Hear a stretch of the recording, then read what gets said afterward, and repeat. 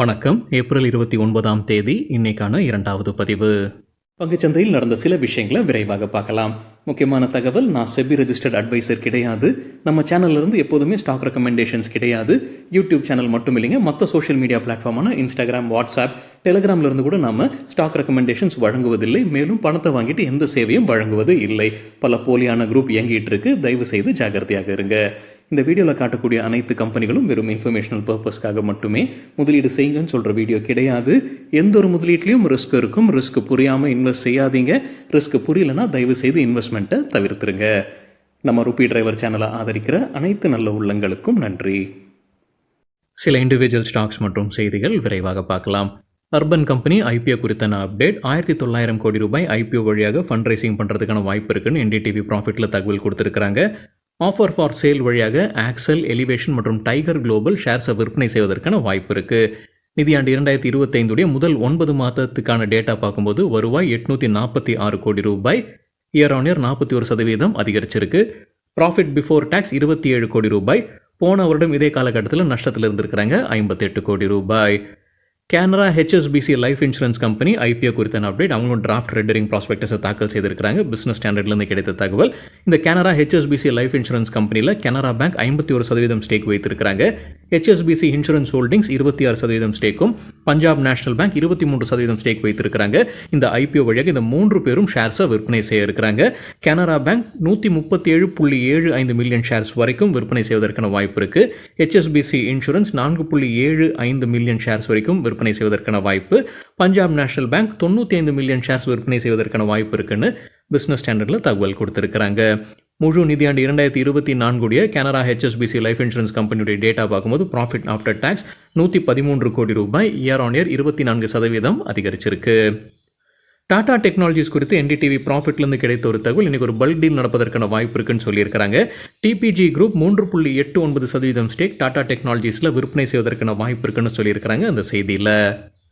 Bajaj group competition commission of இந்தியாவுடைய அப்ரூவலுக்கு wait பண்ணிக்கிட்டு இருக்கிறாங்க. அவங்க அலையன்ஸ் உடைய ஷேர்ஸை வாங்குவதற்கு, அதாவது பஜாஜ் அலையன்ஸ்ன்றது அந்த ஜாயிண்ட் வெஞ்சர் லைஃப் மற்றும் ஜெனரல் இன்சூரன்ஸில் அலையன்ஸ் வெளியேறாங்கன்றது சில மாதங்களுக்கு முன்னாடி நம்ம செய்தியாக பார்த்துருந்தோம். அலையன்ஸ் ஜியோவுடன் ஒரு இணைப்பு வருவதற்கான வாய்ப்பு இருக்குன்னு ஒரு செய்தி இருந்தது நம்ம பார்த்துருந்தோம். அலையன்ஸ் அவங்களுடைய ஷேர்ஸை விற்பனை செய்கிறாங்க இந்த பஜாஜ் அலையன்ஸ் பார்ட்னர்ஷிப்பில். ஸோ பஜாஜே அதை வாங்குறாங்க. இப்போ கிட்டத்தட்ட 24,180 கோடி ரூபாய்க்கு 26% ஸ்டேக்கை வாங்குறாங்க லைஃப் மற்றும் ஜெனரல் இன்சூரன்ஸில் பஜாஜ் அலையன்ஸ் கிட்டேருந்து. இதற்காக காம்படிஷன் கமிஷன் ஆஃப் இந்தியாவுடைய அப்ரூவல் வெயிட் பண்ணிக்கிட்டு இருப்பதாக எக்கனாமிக் டைம்ஸ்ல தகவல் கொடுத்திருக்கிறாங்க. டாக்டர் லால் பேத் லேப்ஸ் குறித்து என்டிடிவி ப்ராஃபிட்லேருந்து கிடைத்த ஒரு தகவல். நிதியாண்டு 2026 அவங்க மார்ஜினுக்கு வைத்திருக்கக்கூடிய இலக்கு 27%. நிதியாண்டு 2026 அவங்க புதிதாக 15லேருந்து 20 லேப்ஸ் திறக்க வேண்டும்ன்ற இலக்கு வைத்திருக்கிறாங்க. புது இடங்களில் குறிப்பாக அவங்க சவுத் மற்றும் வெஸ்ட்டை ஃபோக்கஸ் பண்ணுவதாக சொல்லியிருக்கிறாங்க. இந்தியாவில் 15லேருந்து 20 லேப்ஸை ஓப்பன் பண்ணுறதுக்கான திட்டத்தில் இருக்கிறாங்க. நிதியாண்டு 2025 Q4 எபிட்டா மார்ஜின் 28.1% இருந்தது. அதே போன வருடம், அதாவது நிதியாண்டு 2024 Q4 26.5% இருந்ததுன்றது குறிப்பிடத்தக்கது. டாடா மோட்டார்ஸ் தரப்புல அப்டேட் இருக்குது. ஃபண்ட் ரைசிங் பண்ணுறாங்க. 500 கோடி ரூபாய் வரைக்கும் ஃபண்ட் ரைசிங் பண்ணுறதுக்கான முடிவு மே 2ஆம் தேதி எடுக்கிறாங்க. நான் கன்வெர்ட்டபிள் டிபென்ச்சர்ஸ் பிரைவேட் பிளேஸ்மெண்ட் வழியாக ஃபண்ட் ரைசிங் பண்ணுறதுக்கான முடிவு மே 2ஆம் தேதி எடுக்க இருக்கிறாங்க Tata Motors. TVS motor company ரிசல்ட்டுக்கு பிறகு புரோக்கிங் கம்பெனிஸ் என்ன ரேட்டிங் டார்கெட் கொடுத்துருக்காங்க. சிட்டி தொடர்ந்து செல் ரேட்டிங் கொடுத்துருக்காங்க. அந்த டார்கெட் ப்ரைஸை உயர்த்தி இருக்கிறாங்க. முன்ன சொல்லியிருந்தது 1800, இப்போ கொடுத்துருக்கிற டார்கெட் 2050. நேற்று க்ளோசிங்லேருந்து ஒப்பிடும்போது 26% கீழே போகும்னு சொல்லியிருக்கிறாங்க சிட்டி. மெக்வாரி தொடர்ந்து அவுட் பர்ஃபார்ம் ரேட்டிங் கொடுத்துருக்காங்க டிவிஎஸ் மோட்டருக்கு. எதிர்பார்க்குற டார்கெட் 3045. நேற்று க்ளோசிங்லேருந்து ஒப்பிடும்போது 9% அதிகரிப்பதற்கான வாய்ப்பு இருக்குது. பந்தன் பேங்க் குறித்து எக்கனாமிக் டைம்ஸ்லேருந்து கிடைத்த ஒரு தகவல். இந்தியாவில் 5 மாநிலங்களில் 16 புது கிளைகளை திறந்திருப்பதாக எக்கனாமிக் டைம்ஸில் தகவல் கொடுத்துருக்குறாங்க. பேடிஎம் குறித்து எக்கனாமிக் டைம்ஸ்லேருந்து கிடைத்த ஒரு தகவல். கம்பெனியுடைய சப்சிடரி நிறுவனம் தான் ஃபர்ஸ்ட் கேம்ஸ் டெக்னாலஜி. அவங்களுக்கு ஷோகாஸ் நோட்டீஸ் அனுப்பப்பட்டிருக்கு ஜிஎஸ்டி அத்தாரிட்டிஸ். 5712 கோடி ரூபாய்க்கான ஜிஎஸ்டி நோட்டீஸ்ன்னு சொல்லியிருக்கிறாங்க எக்கனாமிக் டைம்ஸில். பாரத் ஃபோர்ஜ் குறித்து எக்கனாமிக் டைம்ஸ்லேருந்து கிடைத்த ஒரு தகவல். ட்ரம்ப் அவருடைய இந்த டேக்ஸில் சில மாற்றங்கள் கொண்டு வருவதற்கான வாய்ப்பு இருக்குது. குறிப்பாக இந்த ஆட்டோ டேக்ஸில் ஏற்கனவே அவர் வரி விதிச்சிருந்திருக்காரு. இப்போ என்ன மாற்றம் வருவதற்கான வாய்ப்பு இருக்குன்னு கருதுறாங்கன்னா, உள்ளூரில் உற்பத்தி செய்யக்கூடிய, அதாவது யூஎஸில் உற்பத்தி செய்யக்கூடிய காரில் வெளியிலேருந்து வரக்கூடிய பாகங்களை பொறுத்தும் போது அந்த வெளியிலேருந்து வரக்கூடிய பாகங்களுடைய வரியை குறைப்பதற்கான வாய்ப்புகள் இருக்குன்னு எக்கனாமிக் டைம்ஸில் சொல்லியிருக்கிறாங்க. அது நடைமுறைக்கு வந்துச்சுன்னா பாரத் ஃபோர்ஜ் போன்ற நிறுவனங்கள் பயன்பெறும்னு சொல்லியிருக்கிறாங்க எக்கனாமிக் டைம்ஸ் செய்தியில்.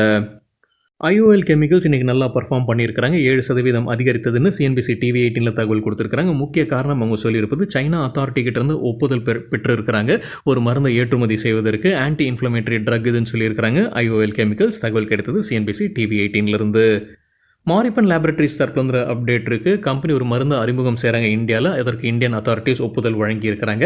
ஃபேட்டி லிவர் சிகிச்சைக்கு பயன்படுத்தக்கூடிய மருந்துன்னு சொல்லியிருக்கிறாங்க மாரிப்பன் laboratories.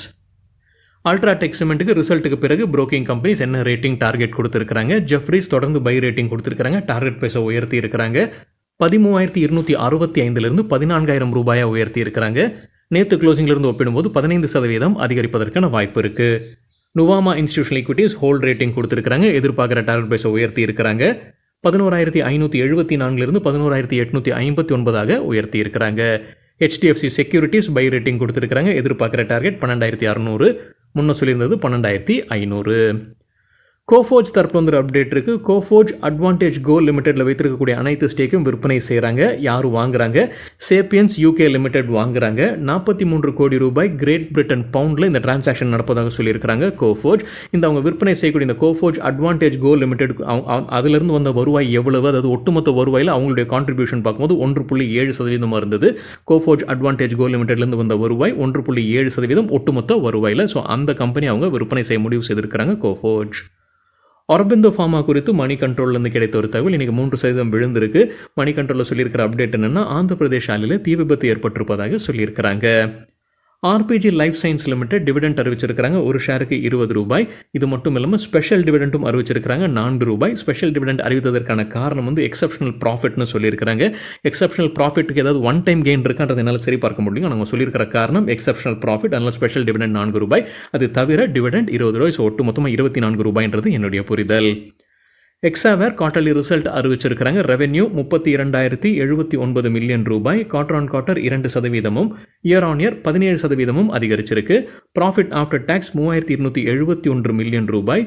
Quarter on quarter 2%, year on year 17% அதிகரிச்சிருக்கு.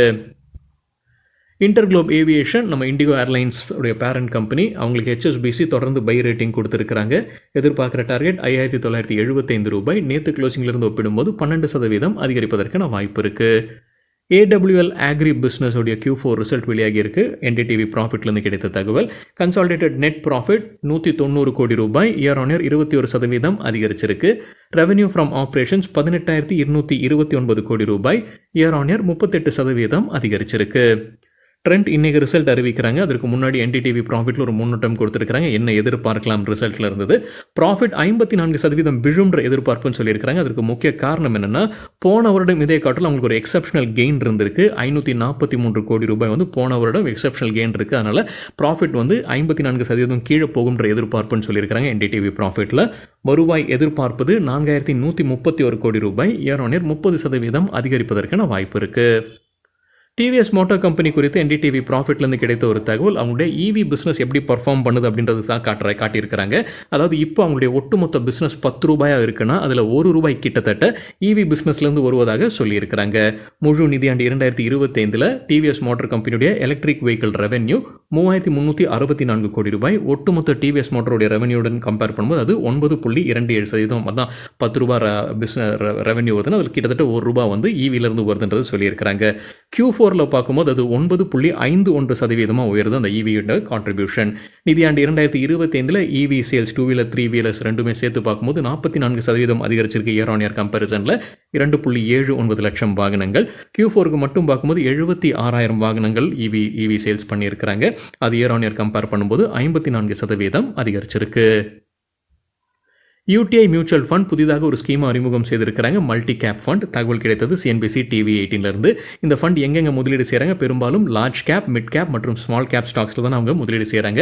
கிட்டத்தட்ட தலா 25% குறைந்தபட்சம் முதலீடு செய்கிறாங்க இந்த ஒவ்வொரு கேப்லையும். அவங்க எப்போ ஓப்பன் ஆகுது இந்த ஃபண்ட்? ஏப்ரல் 29ஆம் தேதி. முடிவுக்கு வர்றது மே 13ஆம் தேதி. குறைந்தபட்ச முதலீடு 1000 ரூபாய். அதுக்கப்புறம் ஒவ்வொரு ரூபாயாக முதலீடு செய்யலாம். முன்னே சொன்ன மாதிரி 25% குறைந்தபட்சம் போடுறாங்க ஒவ்வொரு கேப்லையும். எதை பெஞ்ச் மார்க்காக வைத்திருக்கிறாங்க? நிஃப்டி 500 மல்டி கேப் 50, 25, 25 TRI தான் பெஞ்ச் மார்க்காக வைத்திருக்கிறாங்க. எக்ஸிட் லோடு இருக்கானா? 90 நாட்களுக்கு முன்னாடி நம்ம வெளியேறோம் இல்லை விற்பனை செய்கிறோம் அப்படின்னா 1% எக்ஸிட் லோடு இருக்குது. இல்லை 90 நாட்கள் கழிச்சுன்னா எக்ஸிட் லோட் கிடையாது. ரிசல்ட் அறிவித்த கம்பெனிகள், நேற்று ரிசல்ட் அறிவித்த சில கம்பெனிகள் இன்றைக்கி எப்படி பர்ஃபார்ம் பண்ணியிருக்கிறாங்க. நம்ம காலையில் 11 மணி அளவில் எடுக்கப்பட்ட டேட்டா. டிவிஎஸ் மோட்டார் கம்பெனி 4% வீழ்ச்சியை பார்த்துருக்கு. அல்ட்ராடெக் சிமெண்ட் 2% விழுந்தது. ஐடிபிஐ பேங்க் 2% அதிகரித்தது. சென்ட்ரல் பேங்க் ஆஃப் இந்தியா 5% அதிகரித்தது. யூகோ பேங்க் 4% அதிகரித்தது. பிஎன்பி ஹவுசிங் நல்லா பர்ஃபார்ம் பண்ணியிருக்கிறாங்க, 10% அதிகரித்தது. Aditya Birla sun life AMC 5% அதிகரித்தது. Indian railway finance corporation 2%, KFin technologies 5% அதிகரித்தது. இன்ட்ராடேல எக்ஸாவேர் 3% அதிகரித்தது. அதானி டோட்டல் கேஸ் வாலட்டைலாக இருந்திருக்கு, 1% positive, 1% negative. RPG life sciences 12% அதிகரித்தது. அவங்க தான் அந்த ஸ்பெஷல் டிவிடெண்ட் அறிவிச்சிருந்தாங்க, எக்ஸப்ஷனல் ப்ராஃபிட் இருந்திருக்குன்னு சொல்லிட்டு. விம்டா லேப்ஸ் போனஸ் அறிவிச்சிருந்தாங்க, 6% அதிகரித்தது இன்னைக்கு இன்ட்ராடேல. சரிங்க, இதுதான் சில விஷயங்கள் என்னுடைய பார்வைக்கு எட்டியது. நன்றி, வணக்கம்.